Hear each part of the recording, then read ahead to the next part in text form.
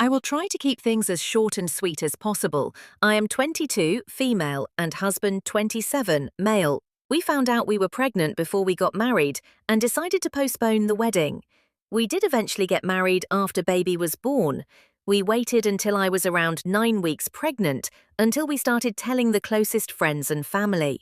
My now mother-in-law was very upset at the time, and after saying my baby will burn in hell, she came with a long list of demands. I ignored her for the first couple of months. It was easy not to see her because my husband did not allow any visitation during my pregnancy because he lost a lot of family due to COVID and simply didn't want to take any chances.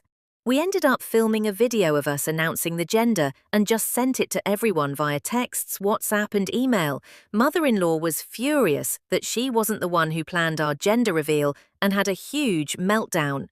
After finding out it was a boy, the first thing she asked is if we were going to have him circumcised by the church's doctor. Hubby and I had a long discussion about this and decided that if it is not medically necessary, we would leave him intact so that he can make his own choices about his body and religion when he is old enough to understand everything. Mother-in-law said she would not acknowledge my child as her grandchild and did not want anything to do with him. This was the last I heard of her until my baby was born. I went into preterm labor at 33 weeks, and baby boy was born at 34 weeks via emergency C-section after all efforts of natural birth failed. We announced his birth on the family group chat, and mother-in-law had yet another meltdown about not being told I was in labor and that baby had been born. We announced his name, and she cried even worse when she heard we did not pick a family name. She showed up unannounced when we got home from the hospital, and my husband told her to leave. She has been harassing us non-stop, and we eventually let her meet him.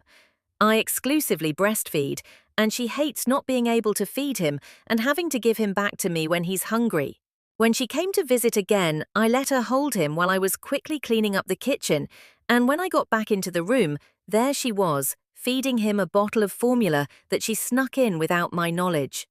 I immediately took my son and called our estate security to escort her from the premises. My husband is supporting me all the way and has cut all ties with his mom. His brother has now been giving us hell and trying to convince us to fix the relationship because mother-in-law can't cope with life anymore. He has repeatedly told me I'm an AH and countless other names and says I should have just done what mother-in-law wanted so everyone can be happy. So, am I really the AH?